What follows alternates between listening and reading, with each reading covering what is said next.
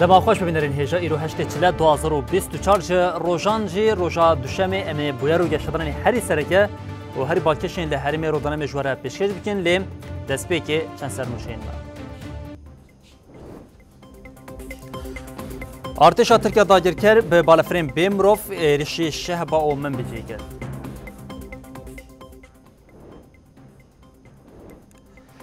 گلین هرمی به چالکین جدا شهیدین کمکوشیا ل پاریس ببیر آنین او بانگا اشکرا کرنا کوشران کرن.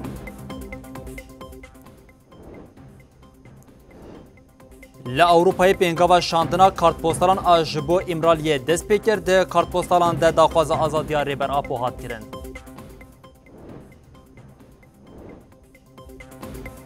شر اسرائیل و حماس نوت تو سروش لپای خواشتن اسرائیل ادعا کرد که وان حماس لبا کره شریدا خزای دیگ بریه.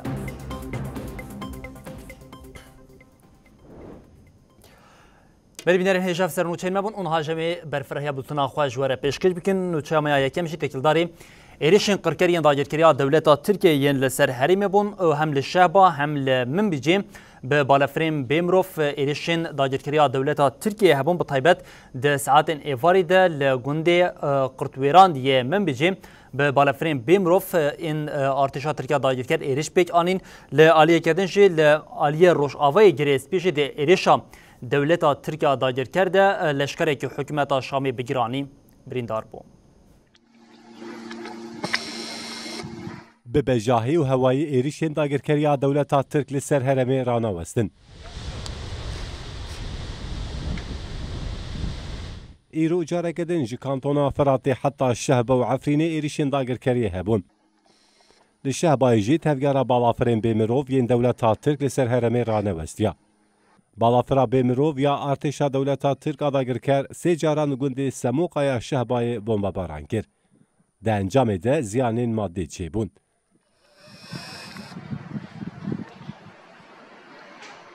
ارتشا ترک داگیرکر به بالافرک بیمروف ایریش نقطه هزین حکومت شامی لگوندی عبدکویا روژاوای گریس بیگر. لگوری آگاهی دسپیکی دیریش ده لشکرک حکومت شامی بناوی محمود اکرم خلف بریندار بو. ده ساعت بری واری ده جی لسر گوندین من بجید هفگار بالافرین بیمروف ین داگیرکریا دولتا ترک زیده بون. پشتی کشفین سر هرمی بالافران گوندی قرطویران یمن بجی بمبا باران کرد. نوچگانی ما جرمی راگاند کو دیریش ده تزیان جانی بیک نهاتنه. تنی زیان لمال و ملکی ولاتیان بویه.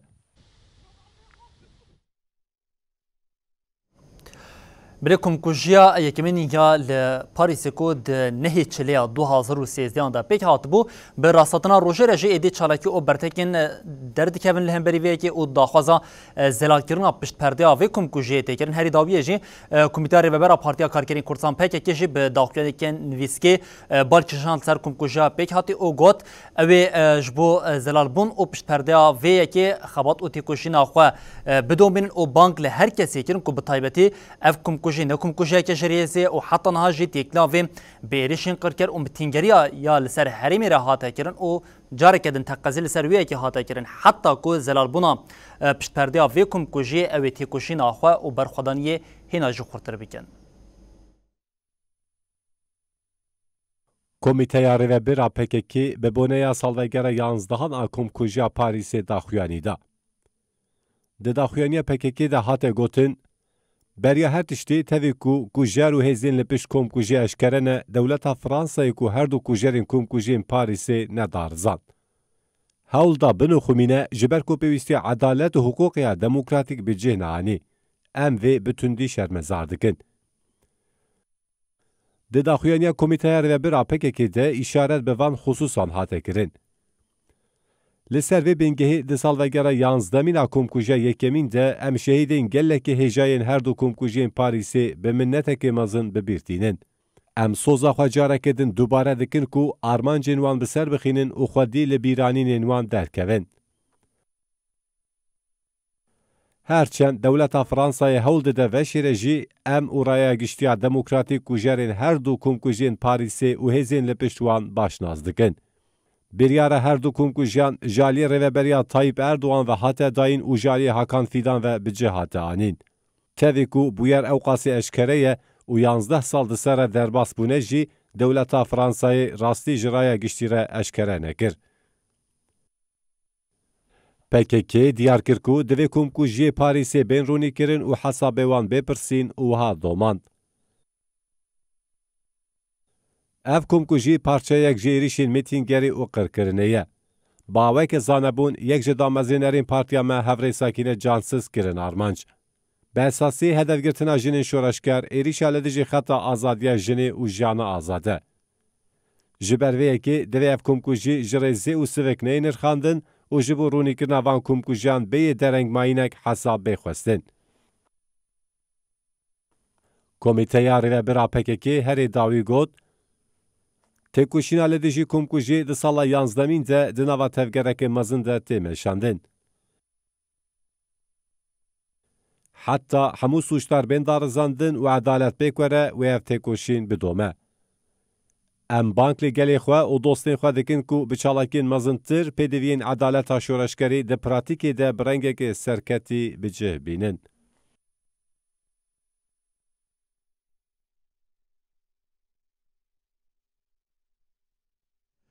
Birêj bû azadiya fîzîka rêberapo û hilweşandina tecrida li Îmraliyê jî li Bakurê Kurdistan û Tirkiyê çalakiyên û xwepêşandan û her wiha çalakiyên cor be coriyê têne li darxistin dewam dikin ku yek ji van çalakiya destpêkê û ya herî biromet ya ku pêk tê jî çalakiya li girtîgehên Tirkiye û Bakurê Kurdistan ya ku ev 43 rojin ji aliyê girtîn ji doza PKK û paşkê ve hatiye dest pêkirin.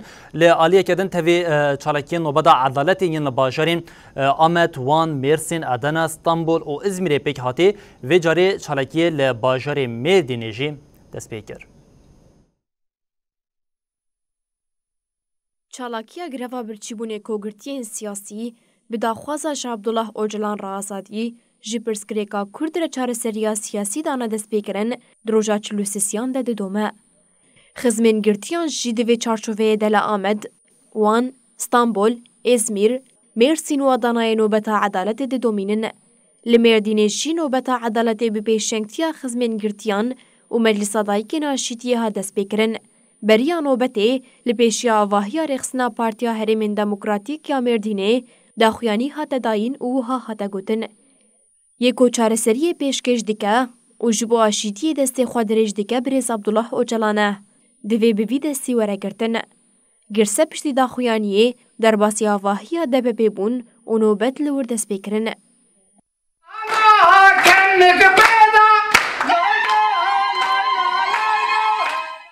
Di nobeta edaletê ya doh de bi pêşengiya tevgera jinên azad her şeş jinên têkoşer Sakîne Cansîz, Fidan Dogan, Leyla Şaylemez, Sevê Demîr, Fatma Uyer û Pakîse Nayîr hatin bibîranîn. Di bîranînê de aktivîsta Tejayê Hatice Başkalana xivî got. Li hemberî heqîqeta jina azada Kurd şerdana destpêkirin. Ji ber tevgera jinên azad bûye hêfiya rizgariya jinê û dibe ronahî. Li Adanayê nobeta edaletê di roja 35 de dewam kir.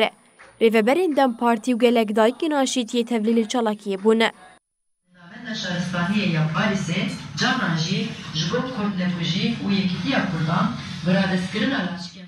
Li Mêrsînê jî çalakiyê 35 roj li dûxweheşt. Di çalakiyê de daxwaza azadiya rêberapo û hemû girtiyên siyasî hat kirin. Li bajarê Amedê jî nobet 36 rojin bi biryadariyeke xort didome. Wekî her car dayîkan bi kilamên xwe coş û moral dan.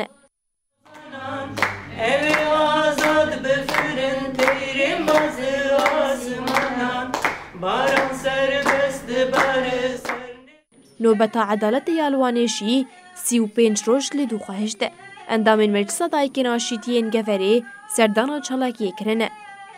Li çalakiyê de banga bi dawîkirina teşrîdê hat kirin û peyama em jiyan û welatekî azad dixwazin hat dayîn.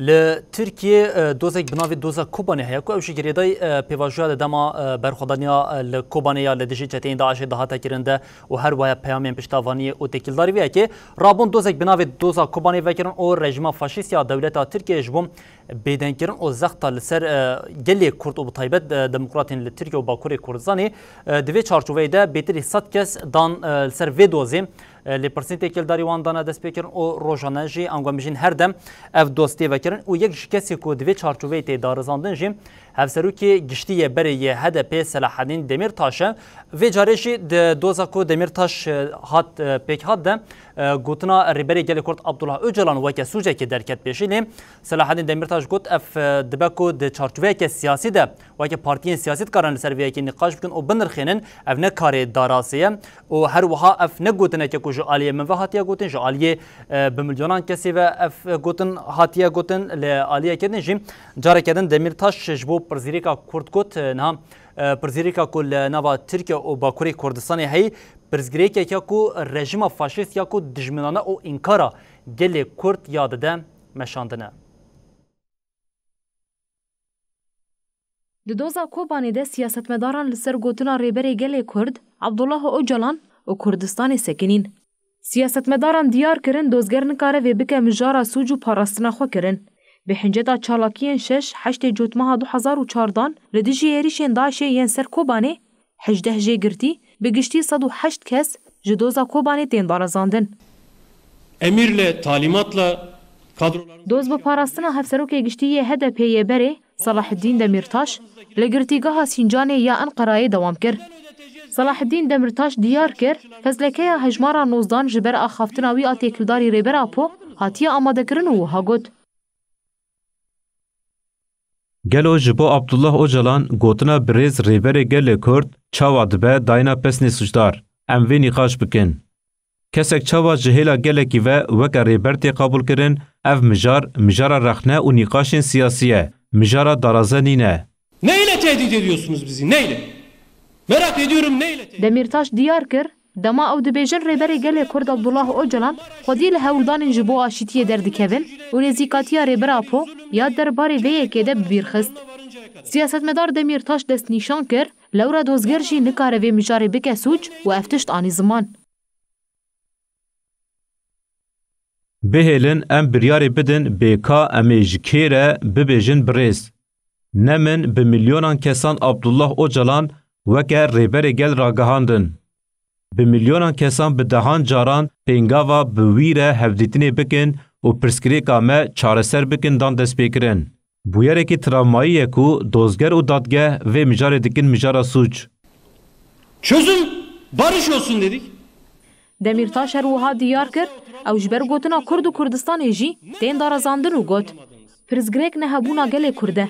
Pirzgirêk dijminatî û înkara li dijî gelê Kurd e. Hevserokê giştî HDP'ye berê Selaheddîn Demirtaş anî ziman ku ew dixwazin ev rastî neyê înkar kirin û wiha dawî kir. Ertnîgariya Kurdistanê heye û em mecbûrin ku bi hev re bijîn. Lewma em dixwazin vê mecburiyetê veguherînin pêkvejiyaneke bi dilxwazî. Riya wê ev nîne ku em dev ji nasname û zimanê xwe berdin. Divê devlet dev ji polîtîkayên xwe berde.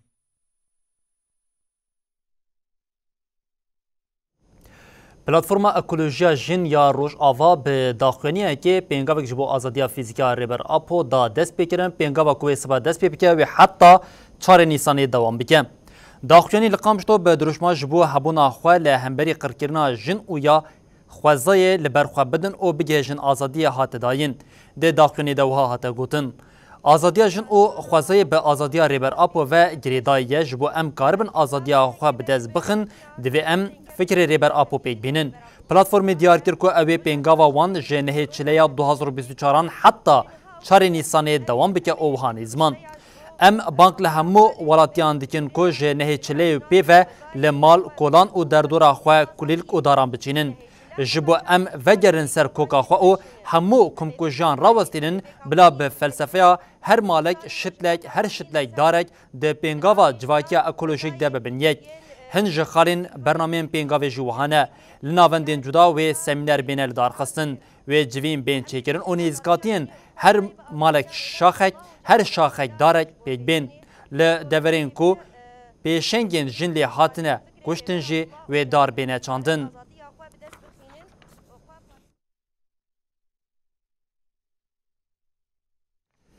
هر دروی ولاد جیش بو آزادیا فیزیکا ریبر آپ او بالچاندنا تجریدا لسر امرار یه چالکین جور به جورتین لدار خستن کو هری داویم یک چالکین کنها کتیه مریت او چالکیا بریا کارت پستالان نامشاندنان ج ریبر آپوره دوی چارچوبه ده پینگا و کوهاتیه دست بکرنده لسر هر کارت پستالا کو تیشاندن ده به زمان جدا جدا پیامین ریبر آپو ین درباره اکولوژی درباره جن او گلک وران دهنه او اف پینگا جین دست بکریه ما دست پیکا حمله دست پیکر بو پینگا وکی نو بو پنگاوا نavnetewê ya ku dostên gelê Kurd di deh cotmehê de dan destpêkirin bi çalakiyên cuda berfireh dibe. Bi pêşengiya Kongreya Civakên Demokratîkên Kurdistaniyên li Ewropayê di çarçoveya pengavê de pengava kartpostalê destpêkir. Ji bo azadiya rêber Apo 25 sale asna tekoşîna azadiya rêber Apo tê kirine ama eger 25 salekî rêber Apo hê jî di girtîgeha İmraliyê da Ev demeke li ser dîzaynkirina kartan û peyamên ku dê bide xebat tên neşandin. Her seroka kecedeke Ewropa Zübeyde Zümrüt diyar kir ku wan xebatên xwe yê di vê çarşoveyê de bi dawî kirine û got. Kartên hatine amadekirin hatine belavkirin. Di kartên ku bi zimanên cudayên di nav de Kurdî, İngilîzî û Fransî jî hene daxwaza azadiya rêber Apo tê kirin. Her wiha peyamên rêber Apo ên derbarê azadiya jinê, azadiya hawerdûrê û çareseriyên ji bo krîzên gerdûnî cî dikirin. Hin civan peyaman wiha ne. Birêz Abdullah Öcalan bi ermanca piştgiriyê ji bo we dinivîsim. Îro li her derê jin ji bo mafên xwe tê dikoşin. We wiha gotibû. Heta ku jin azad nebe, civak jî dê tu carî azad nebe. Her wiha we dirûşmeya jin jiyan azadî ku bûye îlham ji cîhanê re ava kir. Ez tevlî we dibim û ji bo ku hûn karibin tewriyên xwe yên rizgariya jinê bi tevgerên wek heviyê li her derê pêş bixînin û pêk bînin, daxwaza azadiya we dikim. Di kartpostala ku derbarê peyama rêber Apo yê çareseriyên ji bo krîzên gerdûnî jî wiha tê gotin. Birêz Abdullah Öcalan ez vê peyamê ji bo piştgiriya xwe nîşan bidim dişînim. Şer û pevçûn li her devera cîhanê belav dibe. Ez bi dil û can tevlî perspektîfa we ya di navbera şer û aşîtiyê de hilbijartina şer helbet zortir e. Lê li gorî min ya wetedar û serkeftî aşîtiyê dibim. Ez bi dilê xwe tevlî hemû ramanên we dibim û ji bo ku hûn karibin felsefeya xwe berfirehtir bikin, daxwaza azadiya we ya fîzîkî bi awayekî lezgîn dikim.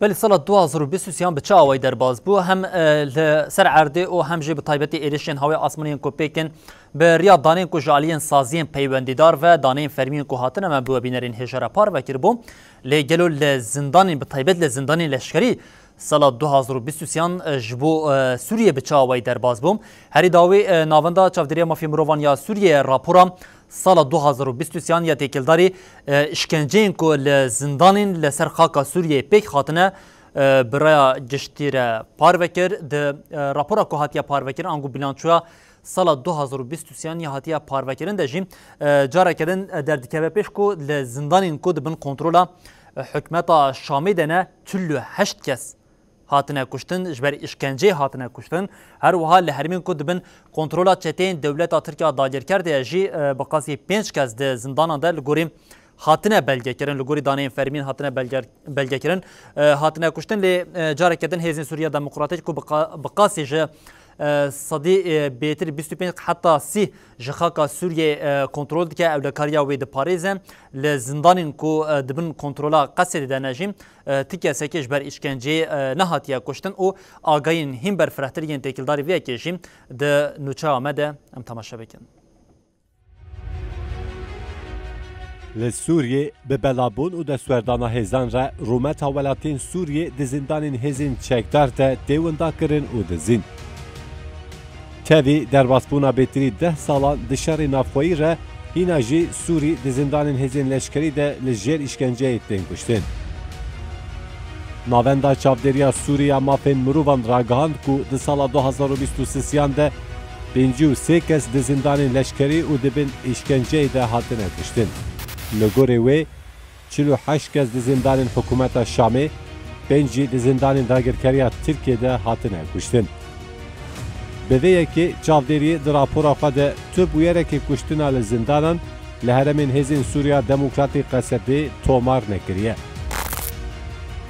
Helbet ev hejmarên han ên ku navenda çavdêrî karibû belge bike lê li gor gelek çavkaniyên din hejmarên kuştiyên li zindanan zêdetir e.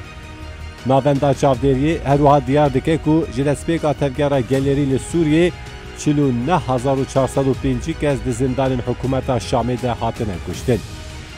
Her wekî navenda belgekirina binpêkirinan li Bakurê Sûrî eşkere dike û ji sala 2016 ve bêtirî 182 kes di zindanên li herêmên dagirkeriya Tirkiyê hatine kuştin.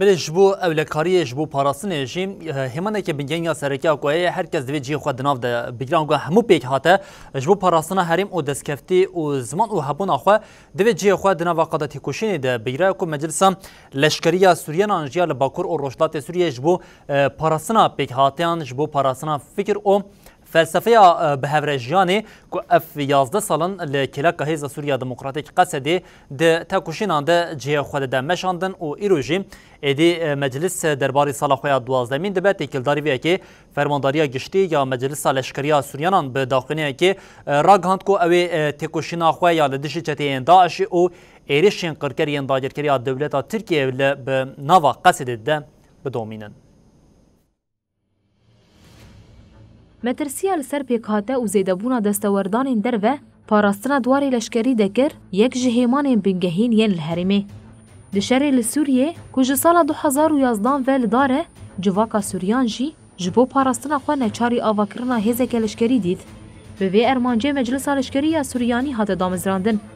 Meclisê sedema damezrandina xwe jî bi kewandina birînên gelê Sûrî û wekheviya navbera Çînên li welat de nîşan dabû. Fermandariya giştiya Meclisa Leşkeriya Sûriyanî bi boneya salvegera yazdan a meclisê daxuyaniyek weşand û wiha got. Di dema aştiyê de em aştî xwazin, di demên şeran de jî em şêrin. Me li gelek tevahî gelên herêmê di oxira parastina welat de berdelên giran dan. Me karwanên şehîdan dan ku tariya şevan ronî dikin. Li tevahî herêman me li hemberî rêxistina herî xeternak li ser cîhanê an ku rêxistina Daeş a terorîst û şanên wê şerkirin. Fermandariya îşaret bi êrişên dagirkeriya dewleta Tirkiyeyên li ser herêmê jî kir û ev tişt anî ziman. Em li hemberî dagirkeriya dewleta Tirka dagirker sekinîn ku di demên dawîn de êrişên xwe li ser herêmên me zêdetir kiriye, da ku ziyanê bide herêmên me gelê resen koçber bike û qirkirineke komî mînaya Osmaniyan dikirin pêk bîne. Fermandariyê diyar kir ku bi serkeftin û destkeftiyên mezintir ew dikevin sala xwe ya 12 de û wiha domand. Em Meclisa Leşkeriya Sûriyanî dibînin ku divê çareseriyek siyasî pêk were, da ku yekîtiya xaka Sûriyê misoger bike û destkeftiyên ku me bi hevkarên xwe yên welat parêz ên Qesedê bi dest xistine biparêzin. Fermandariya giştiya Meclisa Leşkeriya Sûriyanî di dawiyê de soza domandina têkoşînê ya heta domandina ewlehî û aramiya herêmê dubare kir.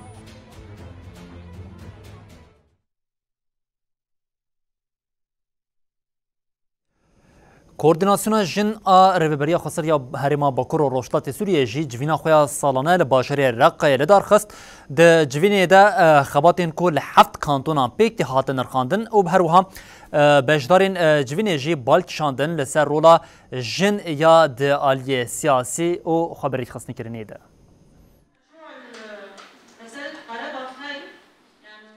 Koordinasyona jinana rêveberiya xweseriya Demokratîk a Bakur û Rojhilatê Sûriyê ba armanca nirxandina rewşa siyasî û rêxisiniya jinan civîna xwe ya salane li bajarê Reqqayê li derxist. Gelek tevger û rêxisинên jinan tevlê li civînê bûn. Di civînê de têkildarî geşidanên dawiyên di qada siyasî ya herêmî û navneteweyî de rewşa jinên tevahî rojhilata navîn bi taybet herêmên Bakur û Rojhilatê Sûriyê hat nîqaşkirin.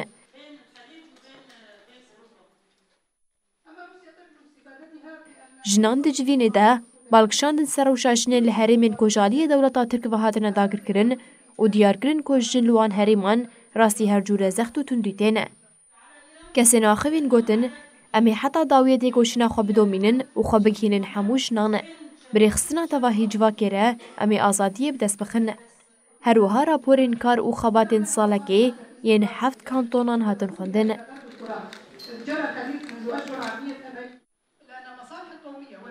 Seroka desteya jina Bakurojlatê Sûriyê Edalet Umer di civînê de rewşa siyasî nirxand, balkişan ser rewşa jinan û got jin li gel zehmetiyan serkeftinên mezin bi dest xistin. Endama desteya hevserokatiya Partiya Yekîtiya Demokratîk Foza Yusuf jî rewşa siyasî li rojhilata navîn û cîhanê nirxand û balkişan ser bandora şerya li ser jinan.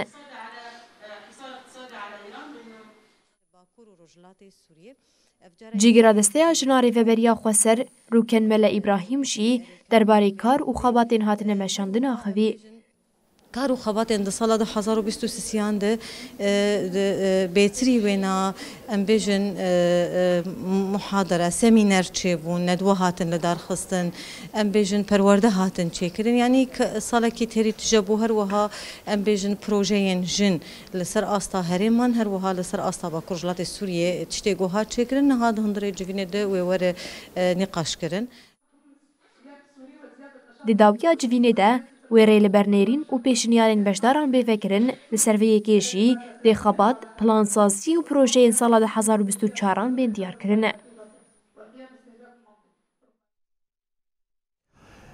Dayika endamê Komîteya Rêvebera Partiya Karkerên Kurdistan PKK Murat Karayalan hedle Karayalan wefat kiribû têkildarî vê yekê jî Meclisa Malbatên Şehîdan ya Kantona Efrîn û Şehba û her wiha tevgera Civaka Demokratîk Tevdemê peyamên sersaxiyê weşandin.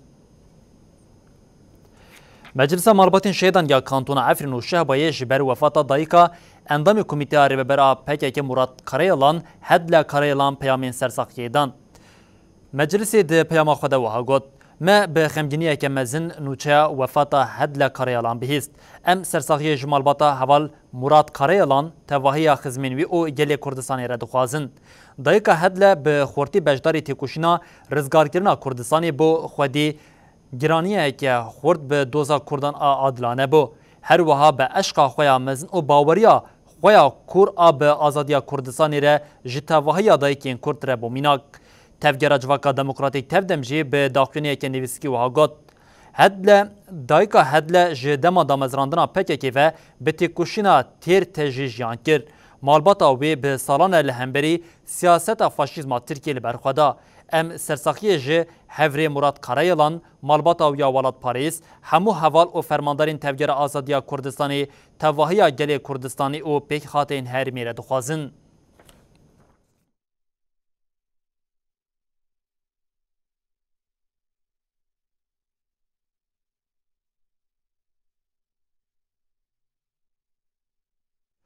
Belê bînerên hêjan ha jî çend nûçeyên ku di tora nûçeyên civakî de hevalê me amade kirine em lê temaşa bikin.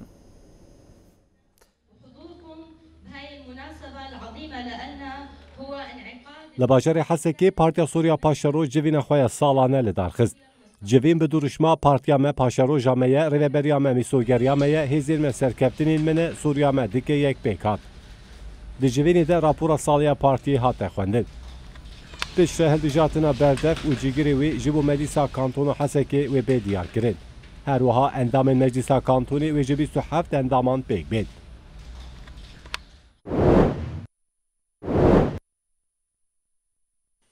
Şevê din di firina Selahedîna li bajarê Minbicê de şewa derket. Di encamê de karkerê bi navê Emar İbrahîm jiyana xwe ji desta û pênc jî birîndar bûn. Welatiyê bi navê Xesan Walî ji ber birîna xwe ya giran jiyana xwe ji desta. Niha jî sê birîndar dibin çavdêriya bizîşkan de ne. Karkerekê din yê birîna wî sivik bû jî jina xweşxaneyê derket.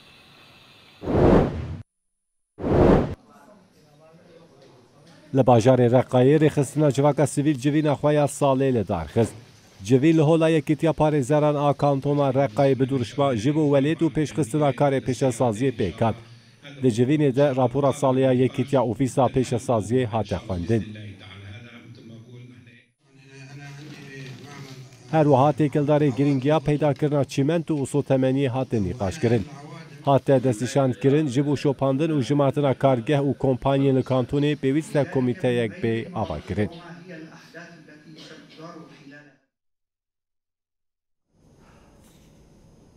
پولیتیکین کو جالیه حکومتا شامی و تبری و برن روشا حریمین کو دبن کنترولا ویده هر کو دجه هینا زحمتتر دیگه هری داوی به هاتنا دمسالا زوستان نره ایدی روشا لحریمین دبن کنترولا حکومتا شامی ده دیاره کوی هینا سارتر در باز بجبرکم حکومتا شامی نرخ سوتمنیا لحریمین دبن کنترولا خود هینا به بهاتر کر لکلا کاویشیم لدیرا زوری و هر وهم دنابرا کومین گریدای ایران و کوالسیون ناونتوی دجی به درونان و به بالافران جی شرح بو. آلوزیا آبوری لسوریه هر کودچه گرانتر دبه. دو وقته که کو پیوستیا ولاتیان به سوتمنی هیده حکومت شامی جی چاف بردای پرین دجبا ولاتیان ده. شویدن وزارت بازرگانی هندرین حکومت شامی جارک دن نرخ مادین سوتمنی بها کر. لگوری وی نرخ لیتره که بنزین اوکتان نوت جنه هزاری درکت نه 1500 لیراین سوریه. نرخ لیره بنزین اوکتان نوت 5 درکت 12430 لیره‌ای. هر وها لیتره که مازوت صافی بود 10895 لیره سوری. اف بریار جعالی خلق سوری و راستی برتکین تند هاتن. حکومت شامی بیکو رفش آبوری و گازینین ولاتیان برچاو بکه وان بریاران دده. آرمان جاوی اوکو جگل بدزه و تمن دستدارتاری آخوا کیمکی دن درج بکه. بریار و سیاستین حکومت شامی باری ولاتین سوری دو قاد گرانتر دکه. تاوی وی آلوزیا آبوری لسر اردیج شرقت نسکنیه. ناوندا چافدریا مافی مروان آسوری راگاهاند کو وی سبه چکدارن ایرانی به موشکان ایریش بارایگاه هیزین کوالیسیون ناو نتویا لدیرازوری کرنه. پشتی وی ایریش بالافرین آمریکی خالین چکدارن ایرانی لروشلاتی پارزگاه دیرازوری بمباران کرن. حتی نها دربار کشتی و برینداران تو آگاهی نهاتیه بدست خستن. ده ساعت نیورو ده چکدارن ایرانی به درونه که ایریش بارگاه کوالیسیونی آلدیری که کرن. پرگالا پاراستنیا بارگاه درون خست و بی باندور کر. لدرعی تولیهوی و آلوزی اولهی دوام دکن. لباجارو که الیادو دا یه لپارزگاه درعی دنابرا هیزین حکومت شامی و کومک چکدار ده شر درکت. لگوری چافدریا سوری ده انجام ده جهر دو آلیان 4 کس هاتن کشتن و 11 جبریندار بون. جبر شری لحرمه دبه هجمارا کشتی و برینداران زیلتر ببه. ام در بازی روشال باجری کرکوک کردستانی ببین کل باجری کرکوک باشوری کردستان جی بریا هل بجارتنا انجمن پاریزگان مهشاریاوی که دادا لسر باجری کرکوک دک و دولاب تینه گراندن پلانین پرقریشنه و جبو وی که جی هودانین گوهرتنا دموگرافیا لکرکوک جی تداین یک جتاخین کل باجری کرکوک لدجی وی گوهرتنا دموگرافیا درد که و تاخن نوروزا کو جالی هن هزین لحرمی و تخواستن کو ورا والا کرن لدجی وی دا خوازین والا کرنه لتاخی اف هفت روشن کن هات بو دانین لدمکو چالکیا کن دوام دکرده به چکان ایریشیم کن هاتا کرن. ارتش عراقی 7 روزن کتیه ناواتاخ نوروز یا کرکوکه و دخوازن تاخی والا بکن. لتاخا کوشینین و کردن تی خواستن لشونا شینین کرد جی و مالباتین عربین بیانی ورب جه کرن. هیجی لشکران مالین لتاخی ین داگر کریه والا نکرنه. لبرانبری به هولدان عراقی خلق تاخی کن ودایه و البرخوا ددن. ددمکی ده کوشینین تاخی دناوا چالاکی دنه شوه دن لدجیوان ایریشک چکداری پیکات. دو وقتکی کو چالاکوان دبن کن دبون کسک نناس کن گل باران کر. ده انجام ده تو زیان انجانی چینه بون. پشتی بویر پولیس عراقی دست بلی کلی نکر. لی حتی نهاجی درباره کسی ایریشکار ده هزین اولکاری آگاهیک پاروه نکرنه. دمکی ده کو ارتش عراقی هول ده تاخ نوروز جو کردان والا بکه ایریشک بوی آوایی گلکی واتدار بو. اشکره کوهن آلی بوان ایریشان هول ددن شنیان لطاخه چافتر سی بکن دا کومالو تاخا خو والا بکن. لی تاوی ویجی شنیان حرم دیار کرن کو او دف جمال خبر نادن و حتی داویه جبو ما فی خود بکوشن. بله هر به باشوری کردستان هم دوام بکن لباشوری کردستان حوالی می روشنموان سلیمان احمد که 76 روشن جالیه پدکی و هاتیه گرتن بنجاف کردن. سلیمان احمد آژانسا روشنویسی ده کار دکر ادیتوری بشه عربی آژانسا روشنویسی به او تکیلداری وی کجیم روشن آژانسا روشنویسی به آگاهیان به داینا بلگین تکیلداری روشا سلیمان جیم دبیجه ایداین کو جالیه پدکی و ین تکیلداری گرتنا سلیمان تینا کردن ببینگهن و حتی نها پارێزەرین ئاژانسی نەکارنە ڕاستە ڕاست بە موەکیلی خوا سلێمان ئەحمەد ڕەژی هەفدیتنێ بکن جارێکدن ئاژانسا ڕۆژنووسێ درۆژە هەفتە و شەشاندا بە داینا نوچێن لەسەر ماڵپەرەخوا ڕاگەهاند و پەدەکە ji rewşa Silêmaniya jiyanî berpirsiyara ji ber ku her ku diçe fikar û metirsiyan li ser jiyana Silêman jî zêde dibin. ادیتور اژانسا روژ نیوز سلیمان احمد ji 25 جوتمه هیوه ji aliyê hêzên pedekê ve hatiye revandin û agahî jê nayê girtin. Hefteyek piştî wendabûna Silêman Ehmed, esayişa pedekeya di hokê be eşkere, gefa cezakirinê li rojnamevan Silêman kirin û etiraf kirin ku wan ew revandine. Lê heta niha jî pedekê rê nedaye ku parêzer û malbat bi wî re hevdîtinê bikin. Ajansa Roj Newsê li ser rewşa rojnamegerê xwe Silêman Ehmed daxuyaniyek parve kir û got em wek Ajansa Roj Newsê tometbarî û kiryarên nerast yên esayişa dihokêya pedekê bi tundî red û şermezar dikin. Em daxwaz dikin ku aqubeta Silêman Ehmed di zûtirîn dem de were eşkerekirin û berdan. Lê gel ku bertek û helwestên dijî revandina Silêman Ehmed zêde dibin, her ku diçe guman û fikarên li ser jiyana wî jî zêde dibin. Lê hîna ji bilî daxuyaniyek dijî iddiayên bêbingeh a pedekê tiştek din ji aliyê hikûmeta herêmê ve di derbarê rewşa wî de nehatiye ragihandin. Heta niha gelek caran parêzerên Silêman jî hewl dane ku wî bibînin lê hêzên pedekê destûra hevdîtinê nadin. Ajansa Roj Newsê diyar kir ku pedekê ji ewlehî û jiyana edîtorê wan Silêman Ehmed berpirse.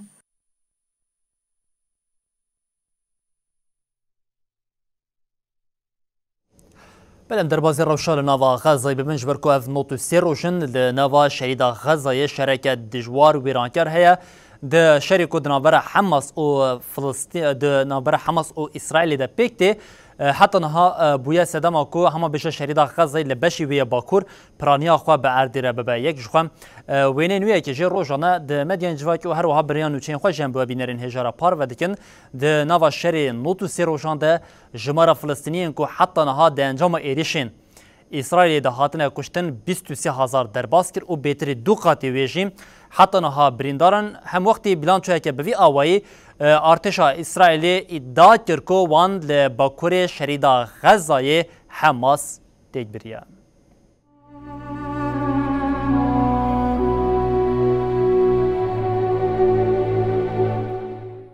Wezareta Tenduristî ya şerîda Xezayê bilançoya dawî parve kir.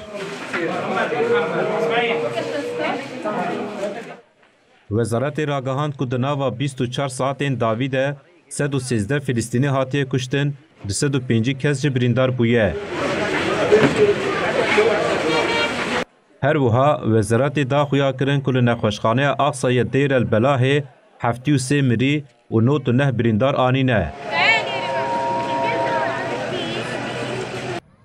Li gor wezaretê ji heftê cotmehê ve 22,835 kes miriye, 58,416 kes ji birîndar bûye.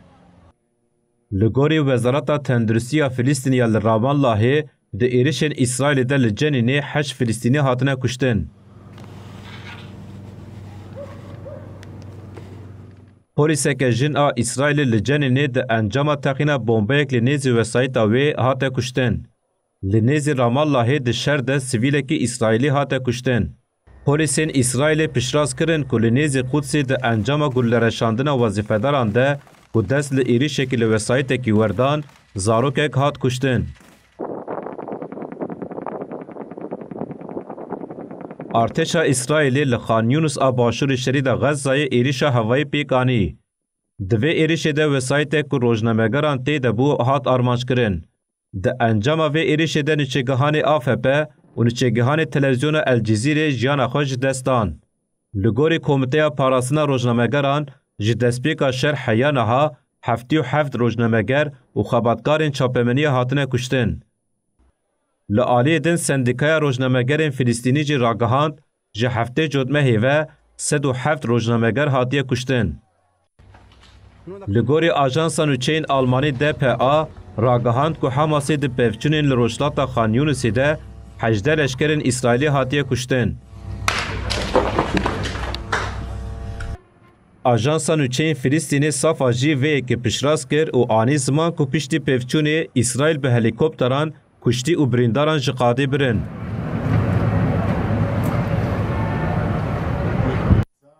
Berdevkê hêzên parastina İsraîlê Daniel Hagarî derbarê êrişên li ser Bakurê Xezayê de daxuyaniyek da. אנחנו במוכנות גבוהה לכל תרחיש. Daniel Hagarî anî ziman ku Hamasî di alî leşkerî de li Bakurê şerî de Xezayê têk birine. Her wiha Hagarî diyar kir ku li vê heremê nêzî 8,000 Hamasî hatiye kuştin.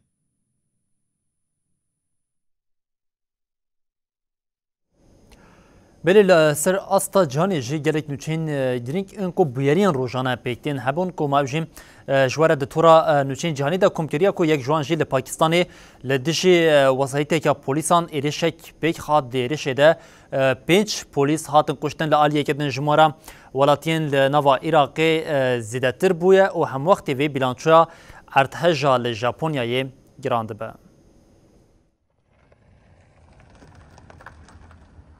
Li eyaleta Xeyber Paxtunxwaya Pakistanê di êrişa bombayî li dijî polîsên ku xebatkarên tenduristî yên li dijî felcê zarokan diparêzin 5 polîs mirin û 24 jî birîndar bûn. Li gorî nûçeya çapemeniya netewî li herêma bajawra eyaleta Xeyber Paxtunxwa li dijî wesayîta polîsana xebatkarên tenduristî yên li dijî felcê êrişekê bombayî pêk hat.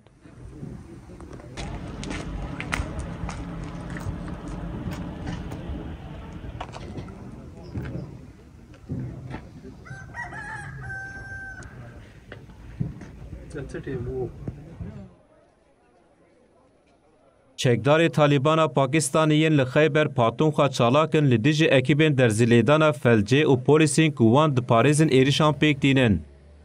Çekdarê Talîbana Pakistanê dibêje ku ev derzîlêdan komployeke welatên Rojavayî ye ku ji bo sterîlîzekirina zarokan tê bikaranîn.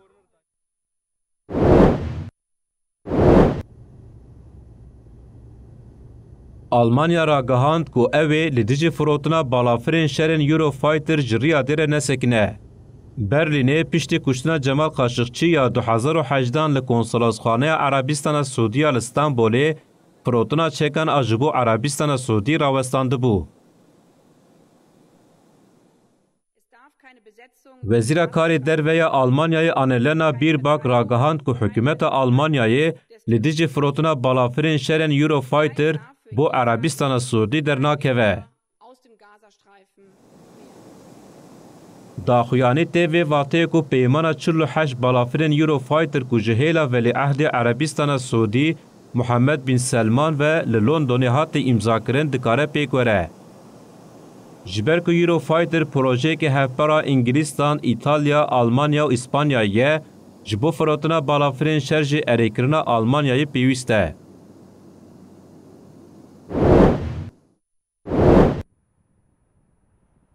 Hejmara şeniyên Iraqê gihiştiye 43 milyon û 324 hezar kesan. Li gorî vê her sal milyonek zêdetir mirov li ser nüfusa Iraqê zêde dibe. Berdevkê Wezareta Plandanîna Iraqê Abdulzehre Hindavî hejmara niştecihên Iraqê ya sala 2023 ji medya Iraqê re eşkere kir. Abdulzehra got hejmara niştecihên Iraqê heta daviya 2023 bûye 43 milyon û 324 hezar. Her wiha da zanîn ku rêjeya niştecihên bajaran ji gihiştiye sedî 69 bêhnok neh ya gundan ji bûye sedî 30 bêhnok yek. Abdulzehra ragihand ku ji sedî 41 niştecihên Iraqê dibin temenê 15 saliyê de ye. Jimara xelkê Iraqê 2022 42 milyon û 248 hezar û 882 kes bûn. Li gorî vê ji par zêdetir milyonek û 300 hezar zarok ji dayîk bûne.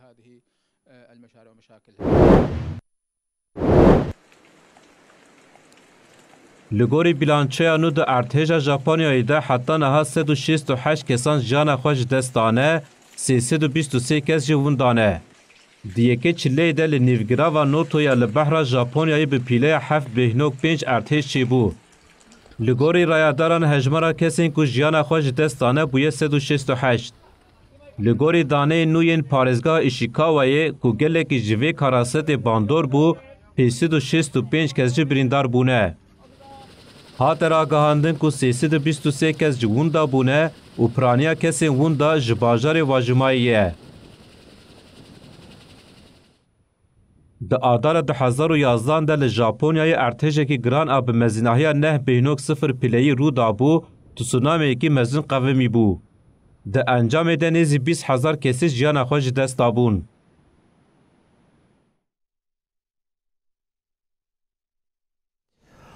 Berîbînerên hêjim li vir digihîşin dawiya bultena xwe dibêjin heta siba carekê di nûrên pêşiya we bimînin di nava xêrê xweşiyê de her şad û bextewar bin.